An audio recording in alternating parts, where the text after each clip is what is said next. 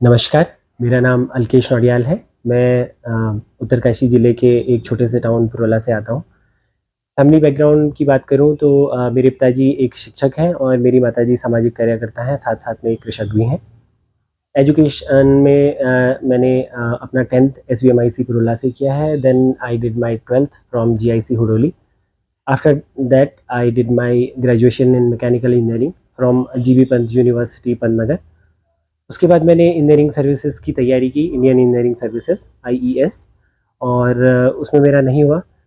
लेकिन उस दौरान मैं दिल्ली में था। Then I started preparing for UPSC around 2019-20, और मेरे कुछ फ्रेंड्स हैं, उन्होंने मुझे मोटिवेट किया और देन मैं इस फील्ड में आया। लेकिन उसके बाद कोरोना जो लॉकडाउन लगा था, तो मैं देहरादून आ गया और मैं वहाँ पे अपने पिताजी के साथ रहकर, घर पर रहकर तैयारी करने लगा।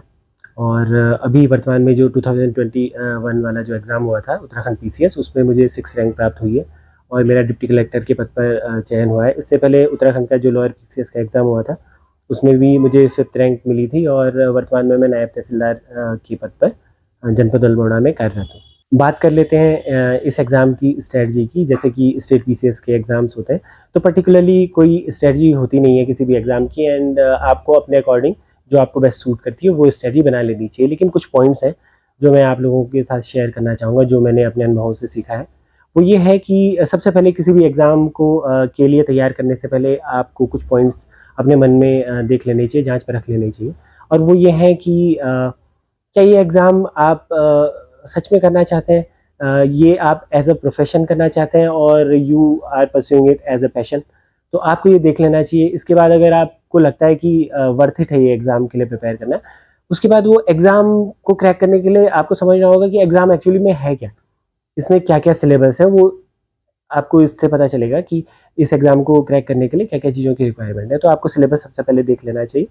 सिलेबस से आपको ये पता चले, क्योंकि अगर आप देखें, मैं आपको एक बात बताना चाहूँगा कि जैसे कि हिस्ट्री है, सपोज़ ये भारत का स्वतंत्रता संग्राम उसमें लिखा हुआ है, तो वही एग्ज़ाम जो यही सिलेबस है जो कि लोअर पीसीएस में भी आना है, एसआई में भी आना है, कांस्टेबल के पेपर में भी आना है उत्तराखंड में, और यही अपर पीसीएस में भी आना है। इवन ये यूपीएससी में भी यहीं से पूछा जाएगा।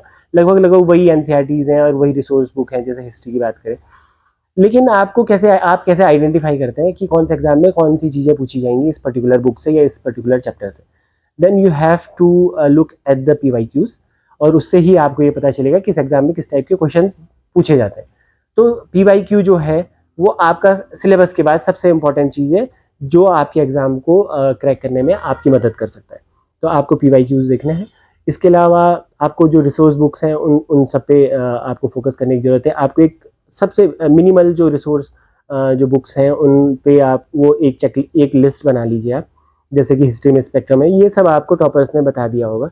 पॉलिटी में जैसे कि लक्ष्मीकांत है, ज्योग्राफी में एनसीईआरटीज़ हैं, इकोनॉमिक्स में आप हो सकता है कोई यूट्यूब चैनल से वहाँ से देख लीजिए। तो ये सब आपको देख लेना होता है, ठीक है? और मैं एक बात कहना चाहूँगा इसमें कि जब भी हम तैयारी करें, तो स्ट्रैटेजी में एक बात जो आपको यूजुअली मिस हो जाती है बताने में, बहुत सारे टॉपर्स ने मैंने देखा है तो नहीं बताई है, या कुछ ने बताई भी हो, कि एक 70-30 का रूल है। तो आपको ये समझना होगा कि 70% of the questions are coming from that 30% syllabus, and that is the core syllabus of this exam, of any particular exam. यही एग्ज़ाम नहीं, किसी भी एग्ज़ाम में ऐसा ही होता है। तो आपको उस 30% जो कोर एरिया है, उस पे फ़ोकस करने की ज़्यादा ज़रूरत है, ना कि उस 70% एरिया कि जिससे सिर्फ 30% क्वेश्चंस आते हैं। तो ये आपको कम से कम ये अपने दिमाग में क्लियर हो जाना चाहिए कि कौन सा जो कोर एरिया है उसको मुझे करना है, और ये आपको पीवाईक्यू से ही पता चलेगा। अब इस एग्ज़ाम में 3 स्टेजेस होती हैं, जैसा कि आप सभी लोग जानते हैं, और इनको थोड़ा ब्रीफ में देख लेते हैं कि pre, mains and then interview. Pre के लिए इन जो 3 फेजेज़ हैं, इससे पहले हमें ये समझना होगा कि जो अब उत्तराखंड पीसीएस, अपर पीसीएस हो या लोअर पीसीएस हो, इनमें एग्ज़ाम का जो सिलेबस है वो अब चेंज हो गया है और पैटर्न भी चेंज हो रहा है। यहाँ पे वैरायटी ऑफ क्वेश्चंस आते हैं, जैसे कि 5 मार्कर आते हैं, 2 मार्कर आते हैं, 16 मार्कर्स आते हैं, 8 मार्कर्स आते हैं। लेकिन अब शायद पैटर्न चेंज हो रहा है और ये बात चल रही है कि 2 मार्कर्स अब नहीं आएँगे। साथ-साथ में पहले ऐसे और जो हिंदी का पेपर था, वो 300 मार्क्स का एक ही पेपर होता था। लेकिन अब जो सिलेबस चेंज हो गया है, उसमें 150 के 2 पेपर ऐसे और हिंदी के अलग-अलग कर दिए गए हैं। तो आपको इन पे भी ध्यान देना होगा। मैथ्स पहले था, अब मैथ्स नहीं है। अगर मैं अपर पीसीएस की बात करूँ तो मैथ्स पहले था, अब नहीं है। अब सिर्फ एथिक्स है जो 300 मार्क्स 200 मार्क्स में पूरा पूछा जाएगा। तो इन सब पे आपको थोड़ा ध्यान देने की ज़रूरत है। अब चलते हैं प्री की ओर। प्री में बाकी सब टॉपर्स ने, जैसे कि हमारे रैंक 1 सर हैं आशीष जोशी जी, और रैंक 3 हैं, उन्होंने आपको बहुत अच्छी स्ट्रेटजीज बता दी है। मैंने भी ये वीडियोस देखी हैं दिल्ली नॉलेज ट्रैक पर, तो वो मुझे ज़्यादा बताने की ज़रूरत नहीं है। तो मैं ब्रीफ में लेकिन बता देता हूँ कुछ चीज़ें कि प्री में कुछ पॉइंट्स हैं जो आपको नोट कर लेने चाहिए। वो ये है कि प्री में आपके सिलेक्शन के चांसेस तब बढ़ जाते हैं जब आप ज़्यादा से ज़्यादा क्वेश्चंस को अटेम्प्ट करेंगे। क्यों? क्योंकि यहाँ पे यूपीएससी की तरह 1/3 नेगेटिव नहीं है, यहाँ पे 1/4 नेगेटिव है। और जब 1/4 नेगेटिव है तो आप ज़्यादा रिस्क ले सकते हैं, और जितना ज़्यादा आप रिस्क लेंगे, मैं ये नहीं कहूँगा कि आप पूरा तुक्का मार दीजिए, लेकिन जितना ज़्यादा आप रिस्क लेंगे यहाँ पे, क्योंकि 1/4 नेगेटिव है, तो वो मैनेजेबल है और वो आपको सिलेक्शन दिला देगा। तो एक चीज़ तो ये आप ध्यान रखिए। दूसरा है कि प्री में स्टेट पीसीएस में, कोई भी स्टेट पीसीएस हो, यहाँ पे फैक्ट्स की तरफ, फैक्चुअल जो चीज़ें हैं उनकी तरफ ज़्यादा फोकस रहता है। तो आपको वो चीज़ों को मेंस के साथ जब आप तैयारी करें, क्योंकि तैयारी तो मेंस की होती है, तो उसमें जो पॉइंट्स हैं ऐसे जो प्री स्पेसिफिक पॉइंट्स हैं, उनको आप एटलीस्ट देख लीजिए, उनको आप नोट कर लीजिए कि जब प्री का एग्जाम हो रहा होगा उससे पहले मैं रिवाइज करूंगा, तो इन पॉइंट्स को मैं रिवाइज करूंगा। तो ये आप देख लीजिए। इसके अलावा अभी जो एक नया चैलेंजेस उभर के सामने आया है, यूपीएससी के कुछ सालों के पेपर्स को ये फॉलो कर रहे हैं और सीसेट को इन्होंने और टफ कर दिया है। तो हर एक जो उत्तराखंड पीसीएस के जो एग्जाम्स हैं उनमें जो सीसेट का जो एग्जाम हो रहा है उस पर भी आपको फोकस करने की जरूरत है। भले ही ये क्वालिफाइंग है, लेकिन अगर आप इस पर ध्यान नहीं देंगे तो आप, हो सकता है कि 50 मार्क्स 1/3 जो मार्क्स होते हैं वो भी ना ला पाए। तो सीसेट क्वालिफाई करना बहुत ज़रूरी है ताकि आप प्री क्वालिफाई करके मेंस की तरफ बढ़ सकें। अब इसके बाद चलते हैं मेंस की ओर। मेंस में आई थिंक कि मेंस ही है जो असली एग्ज़ाम है, क्योंकि मेंस ही है जो आपको सिलेक्शन दिलाएगा। यही है जो जिसके मार्क्स जुड़ने हैं, और यहाँ पे उत्तराखंड में 1500 मार्क्स का जो मेंस होता है वही जुड़ता है और वही आपका एक्चुअल में सिलेक्शन करवाता है। तो mains is synonymous to I will say answer writing. अगर आप आंसर्स अच्छे से लिखना जानते हैं, आप आंसर्स को प्रेजेंट, अपने आंसर्स को प्रेजेंट करना जानते हैं, अच्छे से बखूबी जानते हैं, तो आपका सिलेक्शन मोर और लेस हो ही जाएगा, अनलेस कोई ऐसी बात ना हो जाए। तो अगर आंसर राइटिंग की बात करें तो आंसर राइटिंग में दो पहलू है आंसर राइटिंग। एक है कि आप राइटिंग द आंसर, और दूसरा है कि आई विल से कि अंडरस्टैंडिंग द आंसर। पहले आपको जो राइटिंग वाला पार्ट है, राइटिंग वाला पार्ट कोई ज़्यादा उतना इम्पोर्टेंस नहीं रखता है, क्योंकि राइटिंग में ये है कि आप राइट तो कर ही लेंगे जो चीज़ आपको आती होगी, जिस चीज़ की आपको समझ होगी। उसमें यह है कि प्रैक्टिस के साथ साथ आपको वर्ड लिमिट्स, टाइम लिमिट और जो प्रेजेंट करने का जो तरीका है वो आपको सीखना होता है, और वो आप कर लेंगे मोर और लेस अगर आपको कॉन्सेप्ट आते हैं। लेकिन जो मेन पार्ट है आंसर राइटिंग में वो ये है कि understanding the answer, what is the demand of the question. आपका जो क्वेश्चन जो पूछा गया उसकी टोन क्या है, वो क्या पूछना चाह रहा है आपसे, और इसमें क्या क्या रिक्वायरमेंट्स हैं। आपको अगर नहीं भी आ रहा है तो आप क्या क्या डेटा जो आपने आज तक पढ़ा है उसको रिकलेक्ट करके आप उसको किस तरीके से आप प्रेजेंट कर सकते हैं कि आप एक आंसर जो है वो अगर बहुत अच्छा ना भी लगे तो एटलीस्ट एक एवरेज आंसर लगे और आपको कुछ ना कुछ मार्क्स उसमें मिले। तो ये समझना यहाँ पे बहुत ज़रूरी है आंसर राइटिंग के लिए। और आंसर राइटिंग के लिए मैं कुछ टिप्स देना चाहूँगा पर्टिकुलरली, जो आप लोगों ने हो सकता है कि बहुत कम जगह पर सुनी हो, लेकिन मैंने विद एक्सपीरियंस और जो यूपीएससी के टॉपर्स हैं वहाँ से, बहुत टॉपर्स से की स्टडीज़ को फॉलो करके मैंने जो आज तक सीखा है वो मैं आपके साथ शेयर करना चाहूँगा। जैसे कि आप आंसर राइटिंग करें तो उसके लिए आपको ये सोचने की ज़रूरत नहीं है कि मैं पूरा एक पेपर निकालता हूँ और उसकी मैं आंसर राइटिंग कर लेता हूँ, क्योंकि अगर आप इस तरीके से करेंगे तो हो सकता है उस पूरे पेपर में 50% ऑफ द क्वेश्चंस आप जानते भी ना हो और आपको आते भी ना हो वो क्वेश्चंस। तो इस तरीके से अगर आप करेंगे तो आप एक्चुअल में उन क्वेश्चंस को अटेम्प्ट कर रहे हैं जो आपको आते भी नहीं, and that's not a good strategy. अगर आप आंसर राइटिंग करना चाहें तो आप पर्टिकुलरली एक कोई चैप्टर लीजिए, उससे प्रीवियस ईयर में क्या क्या क्वेश्चन आए हैं मेंस के, और वो आप पिक कर लीजिए। पहले उस टॉपिक के बारे में पढ़ लीजिए, उसके बाद वो क्वेश्चन पिक करिए, और आपको पूरा पेपर पिक करने की जरूरत नहीं है, सिर्फ एक क्वेश्चन पिक करिए और उसके बारे में आप आंसर राइटिंग करना शुरू कीजिए। और आंसर राइटिंग में ये नहीं है कि आप एक मॉडल आंसर लिखने जा रहे हैं। अगर आप एक बिगिनर हैं तो आपको ये डायरेक्टली पूरा आंसर लिखने की ज़रूरत नहीं है। आप क्या करें कि जैसे मैंने स्टार्ट किया था कि आप पर्टिकुलरली उस क्वेश्चन को लीजिए, उसके बारे में ब्रेन स्टॉर्मिंग करने की कोशिश कीजिए कि क्या क्या पॉइंट मैं रिकलेक्ट कर सकता हूँ। अगर आप ब्रेन स्टॉर्मिंग करके पॉइंट्स रिकलेक्ट कर पा रहे हैं और अलग अलग टॉपिक्स के लिए आप रिकलेक्ट कर लेंगे एक बार, तो आपके लिए वो उस टाइप के क्वेश्चंस अटेम्प्ट करना बहुत आसान हो जाएगा विद टाइम। क्योंकि जब आप रियल एग्जाम दे रहे होते हैं तो एक्चुअल में उस टाइम पे आपको फैक्ट्स याद नहीं रहते हैं, आपने जितना पढ़ा होता है वो सब आपको याद नहीं आने वाला है। उस टाइम पे अगर आपको कुछ याद आएगा तो वो सिर्फ वो प्रैक्टिस है जो आपने ब्रेन स्टॉर्मिंग की होगी आंसर राइटिंग प्रैक्टिस के दौरान, जैसे कि मैं बता रहा हूँ आपको। वहां पे अगर कोई नया क्वेश्चन भी आएगा तब भी आपको एक हैबिट होगी कि ब्रेन स्टॉर्मिंग कैसे करनी है नए टॉपिक पे। तो यही है आंसर राइटिंग का असली मतलब, और यही आपको फॉलो करना चाहिए। साथ साथ में इसके अलावा जब आप आंसर राइटिंग प्रैक्टिस कर रहे हो, जब आप एक बार ब्रेन स्टॉर्मिंग को सीख जाए कि किसी भी ऐसे टॉपिक पे जो अननोन है या आपने थोड़ा बहुत पढ़ा है जिसके बारे में, उसके बारे में आप किस तरीके से पॉइंट्स को रिकलेक्ट कर लेते हैं, तो इसके बाद आप फिर वैल्यू एडिशन या जिसको बोलेंगे आंसर एनरिचमेंट, उसकी ओर जा सकते हैं। जैसे कि आप किसी मॉडल आंसर को देख लीजिए, प्रीवियस ईयर जो टॉपर्स हैं उनकी मॉक टेस्ट जो मॉक कॉपीज़ हैं, या हो सकता है उन्होंने अपनी ओरिजिनल कॉपी को यूट्यूब या टेलीग्राम चैनल पे आपको मिल जाए जो उन्होंने रियल एग्ज़ाम में रियल टाइम में अटैम्प्ट किया हो, उनसे आप देख सकते हैं कि मॉडल आंसर किस तरीके से लिखे जाने चाहिए। या हो सकता है आपने कोई टेस्ट सीरीज ज्वाइन की हो, वहाँ से आपको कोचिंग से मॉडल आंसर मिल रहे हो, तो आप वहाँ से ये चीज़ें कर सकते हैं। मीन्स में आपको ये ज़रूर ध्यान रखना होता है जब आंसर आप प्रेजेंट कर रहे होते हैं तो थोड़ा वैल्यू एडिशन में जैसे कि फ्लो डायग्राम का यूज़ करना, जैसे ज्योग्राफी में मैप्स का यूज़ करना, जैसे कि मतलब कैसे लूसिड वे में आप कैसे आप समझा सकते हैं अपने आंसर को, क्योंकि वहाँ पे आपको बहुत ज़्यादा लिखने की ज़रूरत नहीं है, लेकिन आप कैसे अपनी बात को सामने कम्युनिकेट कर पा रहे हैं, दैट्स द इम्पॉर्टेंट थिंग। और एक चीज़ मैं आपको बताना चाहूँगा, स्टेट पीसीएस में थोड़ा ये ट्रेंड ज़रूर रहा है, जो मैं अपने एक्सपीरियंस से बता रहा हूँ कि यूपीएससी में अगर आप आंसर लिख रहे हैं ना, तो जितना पेजेस आपको दिए गए हैं आप पूरे नहीं भी भरेंगे तब भी हो सकता है आपको हाईएस्ट मार्क्स मिले उस पर्टिकुलर क्वेश्चन में। लेकिन यहाँ पे पूरी कोशिश कीजिएगा कि जितने पेजेस हैं उनका आप यूटिलाइज उनको कम से कम पूरा भर दीजिए। मतलब जितना भी आपको आता है, जितना भी डेटा आपको पता है, उसको इस तरीके से आप लिखने की कोशिश कीजिए कि वो एटलीस्ट ऐसा लगे कि हाँ आपको आता है, और अगर पेजेस में आपको मिलते तो आप और भी लिख सकते थे। इसके अलावा मेंस में जो सबसे इम्पोर्टेंट चीज़ें हैं ध्यान देने योग्य, वो ये है कि कुछ सब्जेक्ट्स हैं ऐसे जो आपको बहुत अच्छे मार्क्स दिला सकते हैं और जिनको जनरली इग्नोर कर दिया जाता है। जीएस के बारे में आपको मोर और लेस सभी ने बता दिया होगा, बस पॉलिटी में बताना चाहूँगा कि कुछ टॉपिक्स हैं यहाँ पर ऐसे जो लक्ष्मीकांत से बाहर के, उनको आप तैयार कर लीजिए। जैसे representation of people act, although ये लक्ष्मीकांत में भी मिल जाएगा, लेकिन इसको आप अलग से भी पढ़ लीजिए। विमेन के इश्यूज़ हैं, चिल्ड्रन के इश्यूज़ हैं, और डिसेबल्ड के इश्यूज़ हैं, सोशल इश्यूज़ जो बाकी हैं उनको भी आप ध्यान दीजिए। आईआर के जो इश्यूज़ हैं उन पे भी आप फोकस कीजिए। जो आपके आसपास में चीज़ें चल रही हैं, यूट्यूब पे बहुत सारे अच्छे चैनल्स हैं, वहाँ से आप देख सकते हैं डेली जो करंट अफेयर चल रहा है, वर्ल्ड अफेयर में जो चल रहा है उसको आप देखते रहिए। लेकिन इसके अलावा जो मैं बात करने वाला था, जो इग्नोर्ड सब्जेक्ट्स आप कह सकते हैं, वो हैं जैसे कि एथिक्स।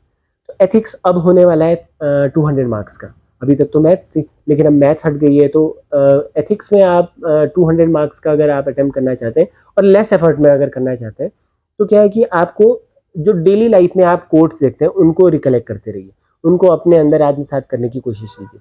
इसके अलावा जैसे कि केस स्टडीज होती है, पर्टिकुलरली जैसे एथिक्स में क्या होता है कि वैल्यूज पे ज़्यादा फोकस होता है, मॉरल्स, वैल्यूज, इन सब चीज़ों पे ज़्यादा फोकस होता है। जैसे कि ऑनेस्टी अगर हम ले लें, तो ऑनेस्टी पे एटलीस्ट आपको एक या दो छोटे छोटे इंसिडेंट्स पता होनी चाहिए। जैसे कि कोई महान हस्तियां जैसे पर्सनैलिटीज़ हैं, वो इंडिया की भी हो सकती हैं, स्पोर्ट्स से रिलेटेड हो सकती हैं, वो किसी भी फील्ड से रिलेटेड हो सकती हैं, लेकिन अगर आप उनको अपने आंसर में इनको इनकॉर्पोरेट करते हैं तो डेफिनेटली उसका बेनिफिट मिलता है। इसके अलावा कुछ केस स्टडीज आती हैं एथिक्स में, तो वो केस स्टडीज, अभी तक तो 2 केस स्टडीज आती थी, अब शायद 3 या 4 केस स्टडीज आ सकती हैं। तो इन केस स्टडी में सबसे अच्छे मार्क्स मिलने के चांसेस होते हैं। और रिसोर्स की बात अगर मैं करूँ तो हिंदी मीडियम वाले दृष्टि आईएएस जो कोचिंग है दिल्ली में, उसके आपको रिसोर्स मिल जाएगा और फ्री में मिल जाएगा आपको, वो आप देख सकते हैं। अगर आपको कोई लेक्चर्स मिल जाते हैं किसी से तो वो आप वो भी देख सकते हैं। ये सबसे बेस्ट रिसोर्स है आई थिंक हिंदी मीडियम वालों के लिए। इसके अलावा अगर इंग्लिश मीडियम वालों की बात करें तो लेक्सिकन एक बुक है, तो वो वहाँ से प्रेफर कर सकते हैं। लेकिन एक लिस्ट बना लीजिए कि एथिक्स में जो जो टर्मिनोलॉजीज है एटलीस्ट आप उनको अच्छे से समझ जाए, क्योंकि अगर आपने वो समझ लिया तो बाकी सब उसमें रियल लाइफ का है। वही जो वैल्यूज़ आप एज अ सिविल सर्वेंट आपके अंदर होनी चाहिए, वही आपको वहाँ पे लिखनी है और उसी टाइप के आपको क्वेश्चन पूछे जाएंगे। तो एथिक्स हो गया। दूसरा जो मोर इग्नोर्ड सब्जेक्ट है वो ये है कि वो है ऐसे। तो ऐसे अब 150 मार्क्स का होने वाला है, और ऐसे में अब आपको ज़्यादा टाइम मिलेगा। आज तक हिंदी के साथ था तो कम टाइम मिलता था, तो अब आप वहाँ पे ब्रेन स्टॉर्मिंग कर सकते हैं। तो ऐसे राइट कैसे करना है, ऐसे में जो टॉपिक दिया रहता है उसकी टोन पहचानना सबसे इम्पोर्टेंट। मतलब वो फॉर में पूछ रहा है या अगेंस्ट में पूछ रहा है, या दोनों का मतलब कितना किस रेशियो में वो चीज़ों को आपसे पूछना चाह रहा है। तो वही टोन आप रखिए, एक बैलेंस व्यू अपना के चलिए। जैसे कि जोशी जी सर ने, आशीष जोशी सर ने भी बताया था ऐसे के बारे में कि उसमें अलग अलग डायमेंशन को, जैसे सोशल डायमेंशन और इकोनॉमिकल डायमेंशन, पॉलिटिकल डायमेंशन और इन्वायरमेंटल एस्पेक्ट्स जो हो गए, उन सब चीज़ों को इनकॉर्पोरेट करते हुए आप एक कॉम्प्रिहेंसिव जो आपका ऐसे है वो लगना चाहिए। भले आप सारे के सारे टॉपिक उसमें कवर ना करें, लेकिन वो एटलीस्ट ऐसा लगना चाहिए कि आपका जो ऐसे है वो पूरा पूरा हुआ है। तो एक ये टॉपिक है। इसके अलावा हिंदी यहाँ पे सबसे इम्पोर्टेंट है। हिंदी का 150 अलग से क्वेश्चन पेपर होने वाला है। इसमें आपको कुछ टॉपिक्स हैं जैसे कि राजभाषा परिनियमावली, और इसके अलावा है भाषा का मानकीकरण, उसमें वर्तनी का मानकीकरण है, व्याकरण का मानकीकरण है, इस तरीके की चीज़ें। तो उनको भी आप देख लीजिए क्योंकि ये बहुत ही स्कोरिंग टॉपिक्स है। इसके अलावा जैसे लेटर राइटिंग है यहाँ पे, तो वो भी आप देख लीजिए, वो भी स्कोरिंग है क्योंकि उसमें अगर आपको एक बार आ गया तो आप कर सकते हैं। इसके लिए एक यूट्यूब चैनल मैं सजेस्ट करना चाहूँगा, Tarkash by S Kumar sir. UP में शायद डीजीपी रहे सर, डीएसपी पद पे उनका सिलेक्शन हुआ था कुछ टाइम पहले। तो वो बहुत अच्छा पढ़ाते हैं। आप उसको 1.5x में देख सकते हैं, मुझे भी किसी ने सजेस्ट किया था, तो आप वहाँ से देख सकते हैं। इसके अलावा आपको आंसर राइटिंग के लिए बस प्रैक्टिस करने की ज़रूरत है। हो सके तो आप मॉक ले लीजिए, मॉक टेस्ट ले लीजिए। अगर नहीं भी है तो आप आपस में बैठ के PYQs को चेक कर सकते हैं। बस ये है कि आप एनालाइज कर लीजिए कि कौन से टॉपिक फेवरेट है UKPCS के या किसी भी पर्टिकुलर एग्जाम के, और उससे आप आंसर राइटिंग कर सकते हैं, जैसे कि हमने तो आपस में बैठ के की थी। इसके अलावा मैंने एक टेस्ट सीरीज ली थी वेदांत IAS से, लेकिन वहाँ पे मैं कुछ ही टेस्ट दे पाया था कुछ कारणों से। लेकिन आप लेना चाहें अगर तो वो ले सकते हैं, डेफिनेटली वो आपके लिए बेनिफिशियल रहेगा। Practice makes a man perfect. अब बात कर लेते हैं थर्ड फेज़ की, लास्ट फेज़ की, इंटरव्यू की। इंटरव्यू जैसे कि मैंने बात कर रहा था कि मेंस आपको सिलेक्शन दिलवाता है, लेकिन इंटरव्यू आपको डिज़ायर्ड सर्विस या पोस्ट दिलवाता है। तो इंटरव्यू बहुत इंपॉर्टेंट है, लेकिन इंटरव्यू में कुछ बातों का ध्यान रखने की ज़रूरत है, जैसे कि सिलेबस में भी लिखा हुआ है कि आपके एक्सप्रेशंस को वो नोटिस करते हैं, आपकी इंटेलिजेंस को उसमें नोटिस किया जाता है, जनरल अवेयरनेस को नोटिस किया जाता है, आपके बोलने की कम्युनिकेशन स्किल्स जो हैं उनको नोटिस किया जाता है। तो इन पे आप फोकस कीजिए। आप ये ना सोचें कि मैं मेंस दे दूंगा उसके बाद मैं इंटरव्यू की तैयारी करूंगा, क्योंकि interview is all about the personality, और पर्सनैलिटी एक ओवरनाइट में नहीं बनने वाली है। आपको शुरुआत से, जब डे 1 से आप एग्ज़ाम की तैयारी करते हैं या इवन उससे भी पहले, आपकी पर्सनैलिटी आपको बनानी होगी और इस पे आपको वर्क करना होगा, तभी आप इंटरव्यू में एक्सेल कर सकते हैं। दूसरी इंपॉर्टेंट चीज़ जो इंटरव्यू में है वो है कि कुछ मिथ्स हैं, उन पे आप फोकस ना कीजिए। जैसे कि एक मिथ तो ये है कि मॉक देना बहुत ज़रूरी है, ऐसा बिल्कुल भी नहीं। मैंने एक भी मॉक नहीं दिया है, लोअर PCS के टाइम पर भी मैंने कोई मॉक नहीं दिया था, अपर PCS के टाइम पे भी मैंने कोई मॉक नहीं दिया था, लेकिन still I got the one of the highest marks, lower PCS में भी अपर PCS में। लेकिन मैं मानता हूँ कि अगर आपको लगता है कि आप सहज महसूस नहीं करते हैं इंटरव्यू देने में, आप 1-2 बार ट्राई कर सकते हैं, तो उसके लिए ज़रूर आप मॉक दे दीजिए, उसके लिए आप प्रैक्टिस कर सकते हैं। लेकिन उससे ज़्यादा मॉक देने से ज़्यादा, मॉक कितने दे देंगे आप? 4, 5, 6, लेकिन उससे ज़्यादा है कि आप शीशे के सामने अपने आप से एक बार प्रैक्टिस कर लें। अपने दोस्तों के सामने, 4-5 लोगों के सामने आप बोलने की कोशिश करें। क्लास में अगर किसी कोचिंग करते हैं, या हो सकता है आप अभी ग्रेजुएशन कर रहे हो, पोस्ट ग्रेजुएशन कर रहे हो, तो क्लास में उठ के आपको बोलने की एक हैबिट होनी चाहिए। किसी भी ग्रुप में आपको बोलने की एक हैबिट होनी चाहिए। अपना पॉइंट स्पष्ट तरीके से रखने की आपके अंदर क्षमता होनी चाहिए, तभी आप इंटरव्यू में एक्सेल कर पाएंगे। दूसरा मिथ जो ये है कि, जैसे कि मैं इंटरेस्टिंग बात आपको बताना चाहूँगा कि कुछ यहाँ पे अलग अलग बोर्ड्स होते हैं, जैसे इंटरव्यू हम देते हैं, तो कुछ बोर्ड्स के बारे में ये भ्रांतियाँ हैं कि ये अच्छे मार्क्स नहीं देते, क्योंकि जनरली ये देखा गया है। लेकिन मेरे साथ भी यही हुआ, मेरे साथ भी मेरा भी उसी बोर्ड में आया था जिसमें ये बोला जाता है कि इसमें अच्छे मार्क्स नहीं आते। और ये भी बोला गया था मुझे, वहाँ पे जब मैं गया था तो उन्होंने मुझे सजेस्ट किया था कि आप टोपी पहन के मत जाइए। मैं इसी टाइप की एक टोपी पहन के गया था। तो मुझे लगा कि उन्होंने मुझे कहा था कि आप मत जाइए, ये इनका बोर्ड है तो आपके कम मार्क्स आ सकते हैं, वो इंटरव्यूअर जो पैनल में है चेयरमैन, वो चिढ़ सकते हैं आपसे। लेकिन मैंने पूरा कॉन्फिडेंस रखा अपने पे, मैं वहाँ गया और वहाँ पे मेरा सिर्फ 12 मिनट इंटरव्यू चला, still I got one of the highest marks, one of the highest marks, और शायद उस बोर्ड के तो सबसे हाईएस्ट है। तो मुझे लगता है ये सब भ्रांतियाँ हैं। अगर आपका अपने पे कॉन्फिडेंस है, आप अच्छे से अपने आप को प्रेज़ेंट करते हैं और सहजता के साथ, अगर आपको आता है तो ठीक है, नहीं आता है तो आप सॉरी सर कह के कहते हैं कि मुझे नहीं आता है। क्योंकि अगर मैंने एक चीज़ सुनी थी कि अगर आप 10 में से 9 क्वेश्चंस को भी आंसर नहीं करते, लेकिन आप कॉन्फिडेंट हैं वहाँ पे, आप अच्छे से आपके एक्सप्रेशन अच्छे आपके एक्सप्रेशंस हैं, आप कॉन्फिडेंट लग रहे हैं उन्हें, तो भी आपके इंटरव्यू में अच्छे मार्क्स आ सकते हैं। और मुझे ये दिखा भी, ऑल्दो मैंने most of the questions answer कर दिए थे, लेकिन स्टिल आई थिंक कि ये भ्रांतियाँ हैं, इन पे आपको फोकस करने की ज़रूरत नहीं है। अपने हिसाब से डिसाइड कीजिए कि मेरी पर्सनैलिटी कैसी है, मुझे मौक़ की ज़रूरत है या नहीं है। इस तरीके से आप इंटरव्यू में अच्छा कर सकते हैं। अब चलते हैं उत्तराखंड की ओर। उत्तराखंड का जो सिलेबस है यहाँ पर, वो अब थोड़ा बढ़ा दिया गया है। उत्तराखंड के सिलेबस, क्योंकि 2 पेपर एक्स्ट्रा कर दिए गए हैं, 2-200 मार्क्स के, इस बार से जो होगा। तो उत्तराखंड डिसाइडिंग फैक्टर होने वाला है अब के जो एग्ज़ाम्स होंगे अपर पीसीएस में। तो उत्तराखंड में अब क्या कर दिया गया है, फर्स्ट पार्ट में I think history, geography and polity है, और सेकंड पार्ट जो सेकंड पेपर होगा उसमें इकोनॉमिक्स एंड अदर सब्जेक्ट्स जैसे कि disaster management and other general awareness topics हैं। तो अगर हिस्ट्री आप देखें तो उत्तराखंड की जो हिस्ट्री है वो वेल ऑर्गेनाइज किसी बुक में आपको ऐसा मिलने नहीं वाली। हाँ, कुछ बुक्स हैं जैसे अजय यादव सर की अजय रावत सर की बुक है, और कठौज जो सर हैं उनकी बुक है, तो वहाँ से आप देख सकते हैं। इसके अलावा जो सबसे बेसिक है, जो मैं सबको सजेस्ट करूँगा और हर कोई सजेस्ट करता है, वो है परीक्षावाणी। मैंने क्योंकि वहीं से पढ़ा था, इसके अलावा मैंने कभी कुछ पढ़ा नहीं। बस ये है कि परीक्षावाणी पढ़ते हुए आपको कुछ बातों का ध्यान रखना है, क्योंकि वो जो बड़ी बुक है उसमें हिस्ट्री के जो पोर्शन है वो बहुत इलैबोरेटेड नहीं है, जबकि मेंस में थोड़ा बहुत एक्स्ट्रा चीज़ें पूछी जाएंगी।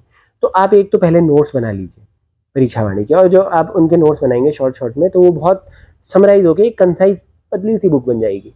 मुझे लगता है शायद हार्डली 20-30 पेजेस की। तो मैंने ऐसे ही किया था। तो उसके बाद वो आपके लिए हमेशा हैंडी रहेगी, आप उससे तैयारी कर सकते हैं कभी भी। हिस्ट्री में पर्टिकुलरली क्या करें आप कि मिडीवल का, एंशिएंट का, मिडीवल का, और उत्तराखंड का एंशिएंट, मिडीवल एंड मॉडर्न, और इवन उसके बाद का। तो आप उसको सेग्रीगेट करके एक अच्छे से मतलब फ्लो चार्ट के रूप में उसको बना लीजिए। और फिर उसके बाद एक स्केलेटन जब आप बना देंगे, उसके बाद जब आपको जहाँ से डेटा मिल जाए उसको आप ऐड ऑन करते रहिए। फिर आप प्रीवियस ईयर क्वेश्चंस के हिसाब से उसमें डेटा ऐड ऑन करते रहिए। जैसे कि प्रीवियस ईयर क्वेश्चंस में देखें कि आपको पूछा जाएगा कि कुनिंदों की या कत्यूरी राजाओं की जो रेवेन्यू एडमिनिस्ट्रेशन है उसके बारे में बताइए। तो ये आपको परीक्षावाणी में नहीं मिलने वाला है ऐसे। तो आप हो सकता है किसी कोचिंग के नोट्स से देख लीजिए, या हो सकता है अपने फ्रेंड से कंसल्ट करके देख लीजिए, या किसी यूट्यूब चैनल से आप देख सकते हैं, और ये प्रीवियस ईयर क्वेश्चंस जो है वहाँ से आप देख सकते हैं, टॉपर्स की जो कॉपी है वहाँ से। तो इस तरीके से आप कर लीजिए। ज्योग्राफी मोर और लेस इंडिया की ज्योग्राफी और उत्तराखंड की जो ज्योग्राफी है वो कोइंसाइड करती है, तो वो उसके लिए आपको ज़्यादा डरने की ज़रूरत नहीं है। थोड़ा बहुत परीक्षावाणी में भी आपको मिल जाएगा और उससे आपका काम चल जाएगा। इकोनॉमिक्स में जैसे कि इकोनॉमिक सर्वे है, या यहाँ का जो बजट आता है वो बहुत इंपॉर्टेंट है। इस गवर्नमेंट स्कीम्स हैं, तो उसके लिए आप गवर्नमेंट वेबसाइट से आप कंसल्ट कर सकते हैं, और कोचिंग के नोट्स या किसी भी यूट्यूब चैनल से आपको टाइम टू टाइम ये अपडेट्स मिलती रहेंगी। इसके अलावा जैसे कि कुछ करंट अफेयर की मैं बात करूं, क्योंकि उत्तराखंड की बात सबसे इम्पोर्टेंट है करंट अफेयर। तो करंट अफेयर के लिए आप देखना चाहें तो किसी एक पर्टिकुलरली यूट्यूब चैनल को पकड़ लीजिए, वहाँ से आप रेगुलर बेसिस पे आप करंट अफेयर्स को प्रिपेयर कर सकते हैं। या कोई कोचिंग अगर आपने ऑलरेडी ज्वाइन की है, या किसी के करंट अफेयर के जो पीडीएफ्स हैं वो आपको मिल जाते हैं किसी चैनल के माध्यम से, तो वहाँ से आप देख सकते हैं। लेकिन अगर आप खुद से तैयारी करें, अगर आप बिगिनर हैं, तो आप ये कर सकते हैं कि बहुत सारे न्यूज़ चैनल्स हैं, लोकल न्यूज़पेपर्स, तो आप उनको डेली पढ़िए। वहाँ से आपको मोर और लेस सिलेबस के हिसाब से जो कंटेंट है वो मिलता रहेगा। साथ साथ में आपको बहुत सारे ऐसे एडिटोरियल जो उत्तराखंड के एग्जाम में जनरली पूछे जाते हैं, जो उत्तराखंड के लोकल इश्यूज़ हैं, वो आप उनमें थोड़ा पारंगत होते रहेंगे। और ये चीज़ अगर आपने कर ली तो आप मोर और लेस उत्तराखंड का जो पोर्शन है उसमें एक्सेल कर लेंगे। Now coming to the mistakes which aspirant usually makes in this exam, वो ये है कि हमें एक आदत होती है प्रोक्रेस्टिनेट करने की, जो कि आई थिंक कि ऐसे कॉम्पिटिटिव एग्जाम में जब बहुत सारा कंपटीशन हो तो आपको नहीं करना चाहिए। तो प्रोक्रेस्टिनेशन ना करें। जो चीज़ आपको अभी लगती है कि सपोज है कि कोई टॉपिक आपके माइंड में आया या कहीं से आपने क्वेश्चंस में देखा और आपको लगता है कि ये मुझे जानना चाहिए, तो आप उसको तुरंत नोट कर दीजिए। और इसके लिए आप एक काम ये कर सकते हैं कि जैसे कि आपके पास फ़ोन है तो उसमें नोट पैड है, या कोई जैसे एवर नोट है, तो उसमें आप तुरंत नोट करके उसको आप नोट कर लीजिए, तुरंत प्रोक्रेस्टिनेट ना करें, क्योंकि हो सकता है कि दोबारा आपका इस पर्टिकुलर चीज़ से सामना डायरेक्ट एग्जाम में ही हो। तो एटलीस्ट आप प्रिपेयर करके रहेंगे तो ये आपको बाद में दिक्कत नहीं करेगा। दूसरा चीज़ ये है कि बहुत सारे डिस्ट्रैक्शंस हैं अभी वर्तमान में, सोशल मीडिया का डिस्ट्रैक्शन, तो आप मिनिमाइज़ करके रखिए। मैं ये नहीं कहूँगा कि आप एक कट ऑफ बना के रखिए, कट ऑफ बनाने की ज़रूरत है नहीं, क्योंकि वी आर सोशल एनिमल, तो सोसाइटी में रहना है तो आपको बहुत सारी चीज़ें पता भी होनी चाहिए। लेकिन ये है कि उनके जो बेनिफिट हैं, उनको उनको आप उनसे लाभान्वित होने की कोशिश कीजिए, ना कि आप जो उनके ऐसे फीचर्स हैं जो आपको डिस्ट्रैक्ट करते हो, उन पे आप ज़्यादा रिलाई करें। तो एक ये चीज़ मैं बोलना चाहूँगा। दूसरा, इसके अलावा अगर आप डेडिकेटेड स्टडी करते हैं, आप कंसिस्टेंसी के साथ स्टडी करते हैं, तो ये आपको डेफ़िनेटली हेल्प करने वाला है।